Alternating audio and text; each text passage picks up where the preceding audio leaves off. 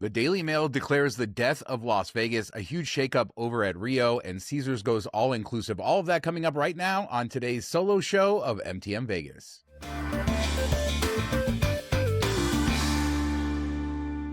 Happy Monday, MTM Vegas peeps. Let's start with this 33-second drive from Carrie Balicki down Las Vegas Boulevard to see what it looks like today. This is the guitar tower, everything as it looks today, all the new screens being installed, and a reminder that you can never drive down the Las Vegas Strip without hitting tons of traffic lights. Always big stops. But this is a great little time lapse showing us today's Las Vegas Strip. You see the Caesars sign going in, that big screen, the guitar tower towering over everything. Not too much of the ballpark yet, but thanks to Carrie for sharing that. But I wanted to talk about the Daily Mail. I've been noticing this for a while, and this week's headline that was going around was Death of Vegas Strip looms as century-old burger chain is the latest to leave. So the Daily Mail has had a war on Las Vegas going on at least the last year. I kept meaning to talk about it, but I hadn't yet. But I decided to sort of deep dive and find the 10 craziest Daily Mail headlines about Las Vegas in the last year. And I think this will kind of show you what we're going up against as far as media coverage. We try to be very neutral here and saying, yes, things aren't the same, but no, they're not dead. But the Daily Mail clearly has a formula for driving clicks. So let's look at the top 10 Daily Mail headlines trashing Las Vegas. Number 10, Las Vegas Casino brings back budget-friendly old-school game as ailing city's tourism takes another hit. Number 9, Las Vegas casino bosses complain that reports of high prices are not fair. Number 8, more bad news for Las Vegas as house prices plummet amidst tourism slump. Number 7, latest sign Vegas is still dying as office park put up for sale close to the Strip with no asking price. Number 6, the extreme tactics Las Vegas hotels are using as hotspot faces worst crisis in years. All right, so here's the top 5. Number 5, dying Las Vegas bar blasted for outrageous new ripoff trick that saw visitor charged $180 for 2 cocktails and 2 bottles of water. They really squeezed that one in. 4, outraged Las Vegas local reveals the ripoff that is keeping Sin City natives away from the dying Strip. Number 3, latest nail in the coffin for dying Vegas. Strip hotel plagued with problems goes to auction at cut price. Number 2, death of Vegas Strip looms as century-old burger chain is the latest to leave. That's their latest. And then number 1, Sin City shame. As tourists abandon Las Vegas, 1,500 forgotten mole people are left behind in rat-infested tunnels below the Strip. What a picture they paint of Las Vegas, of the city that we talk about, of the city that you guys love and you watch this show and all the coverage, and then just this nonsense from a publication claiming to be a journalistic enterprise. God, just cover it. There's enough sensationalism in the world, but yeah, clearly they really are going out of it. I mean, all of these are real stories. They just take a very interesting approach to them. Love to know what you guys think. Is this getting out of hand? Speaking of getting out of hand, I do think generic designs are getting out of hand in our society. I kind of talked about that with the Cadence Crossing show and the casino and just saying it's new, it's nice. Definitely an upgrade over Joker's Wild, but there's nothing unique to it at all. And I compared it to some of the Wildfire casinos. And one other thing that Station Casinos is doing is 76, and this is their Tavern product to compete with PTs. And the way that they stack this all in, they say there's different customers that go to the big casinos versus the smaller Wildfire type casinos or Cadence Crossing or the taverns, and that's a whole different person, and they want that money. And we talked about it when they opened their first one a couple of years ago up in North Las Vegas, and they are just about to get their 4th open now. And so I decided to kind of just look at how are they doing, and I think that they have pretty good reviews for trying to be an elevated sort of tavern product, a lot of sports. But when you look at these pictures, does this look vastly different than Cadence Crossing, than Wildfire? Are casinos sort of being downgraded, these smaller casinos, into these tavern products? I don't know, but I think the food looks pretty good, and the reviews on Yelp for the one in Henderson looked pretty good. But I have heard the salmon is good. This came from a Review Journal article. This amazing quote came from a chef over at 76 for the grand opening of the upcoming location. Even if you wanted it a grilled salmon at 3 a.m., you can get that. Our salmon is definitely different, especially for a tavern. It's definitely elevated and looks great when it comes out. It's a lot of color on the plate. If that's not an endorsement to go try the salmon over at 76, I don't know what is. But a reminder that we're getting new phases, new types of casinos, new types of products. A generation ago, these were individually owned bars around town. That was the sort of tavern. Golden Entertainment with PT sort of took over a lot of that. Still some independent stuff. The Dottie's owners have some bars around town, but Station Casino is trying to take over that section, one salmon dish at a time. What do you think of this? Does this look different than Cadence Crossing? Are we getting too much of this generic design? Do you like it? Have you been to 76 to any of their locations? Let me know down below. In a second, I'm going to talk about a huge shakeup over at Rio and what that probably means. But first, I'd love to invite you to subscribe. We're almost at 60K. Just hit that button. It's free. You'll get notified of all of our videos and help us get there. Thanks in advance. But let's talk Rio. We talk Rio a lot on this show, and it's been a roller coaster ride, a soap opera, if you will, ever since Caesars Entertainment decided to sell the Rio to Dreamscape. And it took years, remember, that Caesars still had to run the property. Then Dreamscape took over, and they've slowly been renovating it, or they did, seemingly running out of money at the end of 2024 after they finished the majority of their phase 1 renovations. And that included new rooms in the Ipanema Tower, the renovation of the main casino with beautiful new tropical carpet. And it also did not include the Masquerade Village and the Masquerade Tower, which still looks old and decrepit. And all of that to say, Vital Vegas reporting this week, and this seems to be confirmed, that Dreamscape is no longer the majority owner of Rio Las Vegas. And I tried to dig into this to get more information from what Vital Vegas did. I didn't see this reported anywhere else before I saw him report it, but Kennedy Lewis Investment Management has taken the majority ownership, and that's a $33 billion New York credit firm, and they don't have any casino industry experience, any hotel industry experience. A lot of the executive team is also being wiped out under this new ownership, and Vital Vegas did report that. Remember, like the early executives, 2023, when Dreamscape took over, that whole executive set was let go in 2024, and then this new executive set seems like they are on the way out, including Patrick Miller, who's still there, the CEO, but Vital Vegas says he's sort of been sidelined by people that Kennedy has brought in.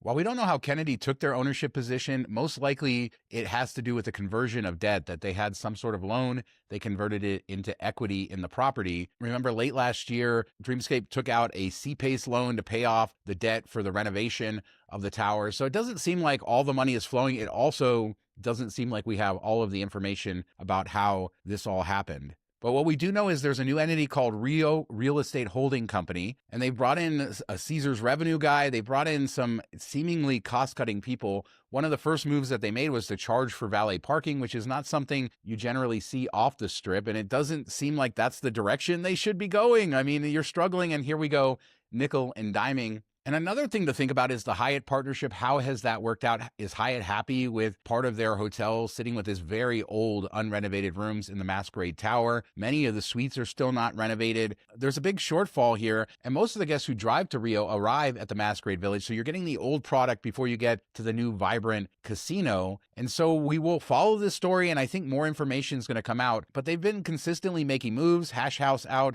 their new concept in, Egg Slut coming in, other things like that. But everybody in this city is just going to tell them one thing. How do you fix the Rio? You bring back the Carnival World Buffet. Even the gaming regulators during a recent meeting said they should bring back the Carnival World Buffet. And it makes me wonder, like, what data does this company have to say that they shouldn't bring back the buffet? Of course, Palms across the street does have a buffet, which isn't all that great, but the reputation of the Rio's buffet was such a big part of that property, as was the festivities and the spirit. And if they don't get that Masquerade Village renovated into something better to bring back the old spirit of Rio, it's not going to succeed. You can bring in as many bean counters as you want, but that's the truth. That's what's going on there. So I expect we'll see a lot more information coming out about the operational changes happening at Rio. It's just weird. You cannot have a property half renovated and be successful. They haven't brought back the fun. They have not attracted the locals. And I don't know if a buffet will fix it or not, but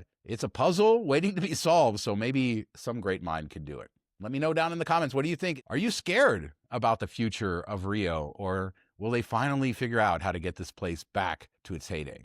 Well, from Rio over to Durango, and Durango's food hall sort of ushered in a lot of other food halls in local casinos that are coming, and a lot of renovations at Red Rock and Green Valley Ranch that we've covered here. But there was one business that didn't succeed there. The Fiorella Pasta Bar closed at the end of March, and we didn't really cover that here, but that space is now being filled out, and we know who's going to take it. Via's Tacos from Los Angeles. If you recognize that name, that was on the Super Bowl in the halftime show.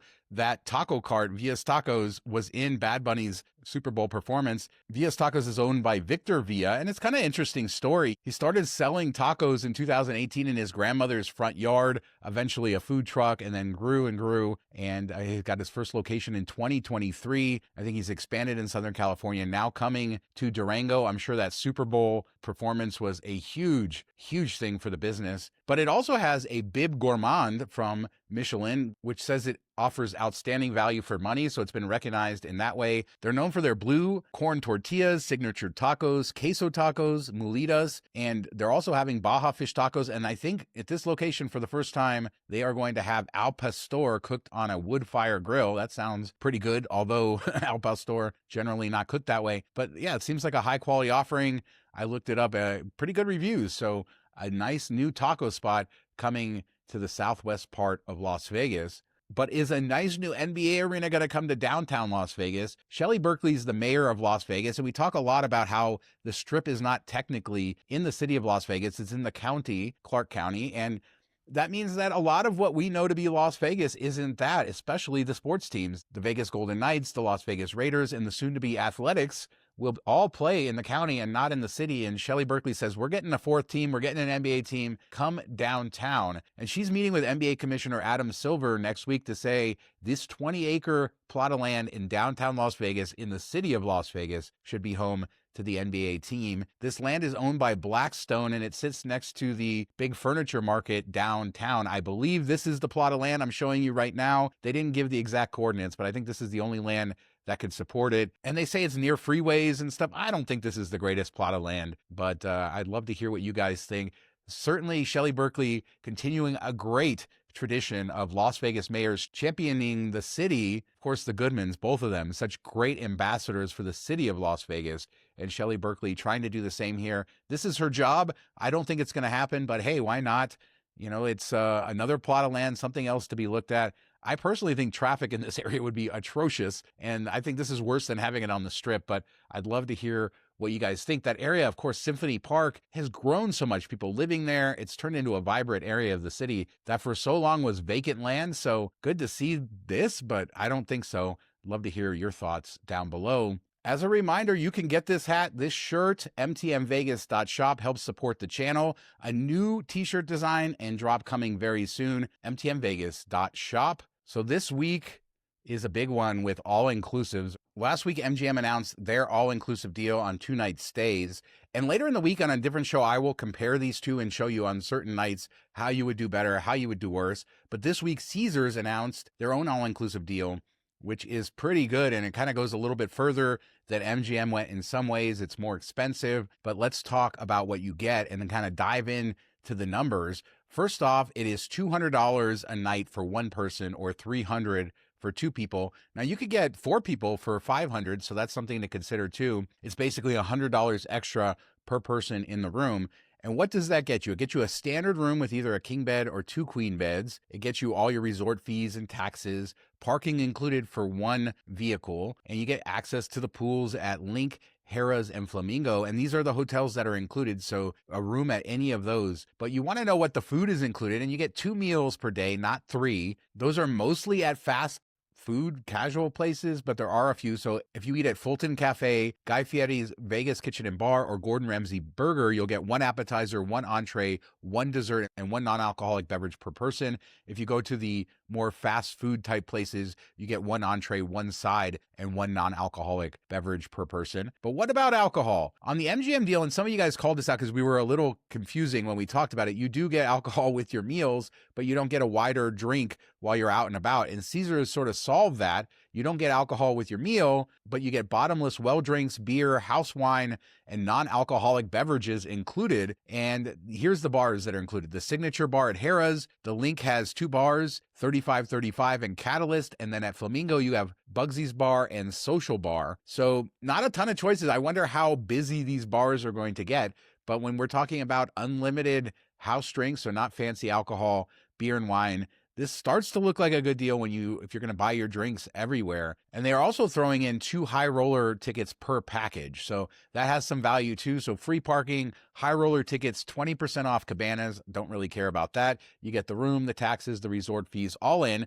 On a 2-night stay, it's $600.01 is what it comes to for 2 people. And that's sort of what I used to compare here. So before I dive into the numbers, I just want to give Caesars a shout out for their website. They have the calendar view right there on the page, makes it super easy to find which dates work. These are all going to be Sunday through Thursday, and a lot of these nights are the cheapest nights. For example, I chose July 13th through 15th. On that night, Harrah's is $9 a night plus resort fee. So if we go all in for 2 people, it's $132.54 for the room, but $600 with the package. So that's $467 difference over the course of 2 nights, or $233.74 a night, or $116.87 per person extra to get 2 meals and all the other stuff that we talked about. With just the room only, you're not getting parking. The resort fee is included with that and taxes and stuff, but you don't get the meals, the drinks. And so it becomes really hard to see how you couldn't maximize this if you were coming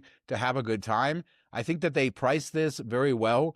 I don't know how well this is going to work. I mean, if we talk about the clientele at these places, could we see people coming and getting 15, 20 drinks? These restaurants, are they big enough? These are thousands of rooms in hotels. They haven't really said what the capacity restrictions are, but you got a couple bars that are going to get hammered for people wanting free drinks. Are you going to end up with giant lines just to get a drink? Are you going to be able to do that? The restaurants are sort of limited, especially the nicer ones. Are you going to be able to get into Gordon Ramsay Burger or some of these other restaurants? So I think there's some questions on how the logistics of all of this is going to work. But I have to say, this is another good deal, just like MGM's. And I want to dive into some numbers later in the week and compare on the same dates which deal would be better and for who, because I think they do sort of cater to different people. And I think the Caesars is all in on, these are the properties that younger people like to come, the party type people want to come, and we want to give them something to take advantage of that. You got the brand new beautiful flamingo pool, but if you want to drink for free out there, of course, you're going to have to walk back into the bars. And I think that the other side of this, and this is probably what Caesars is looking at, is that, hey, we're going to keep you on property. If you got to go to these few bars to get your drinks, you got to eat in our restaurants, we're going to keep you in those 3 properties. I do like that they opened it up to the 3 properties so you can sort of move between them. But if you have free drinks there, why are you going to go somewhere else? So you'll probably gamble in their casinos, probably spend more. And this is really designed to drive up the spend of guests without compromising margins too much. So it'll be really interesting to see. Now, of course, if you're gambling and stuff, you get free drinks too. I don't know, but I think this is a good deal. I think a lot of people will be able to take full advantage of it. And I'd love to know what you guys think down below. I'll break some stuff down later in the week. I'll show you what's better, MGM's deal or Caesar's deal, but I think this solidifies. Can we imagine what Daily Mail is going to write about this, or what they already have? I don't know. They probably already have, about desperate Las Vegas casino owners going all inclusive to save their struggling, decrepit town. I don't know what they will say, but I'd love to know what you guys think about this, the change up at Rio, Daily Mail's attack on Las Vegas, Via's Tacos. Did you know about them? Are you excited they're coming to Durango? Leave a comment below. We do 3 shows a week, Mondays, Wednesdays, and Fridays. I'll be back with Mark on Wednesday with another show. Thank you so much for watching. Make sure to subscribe. Talk to you next time.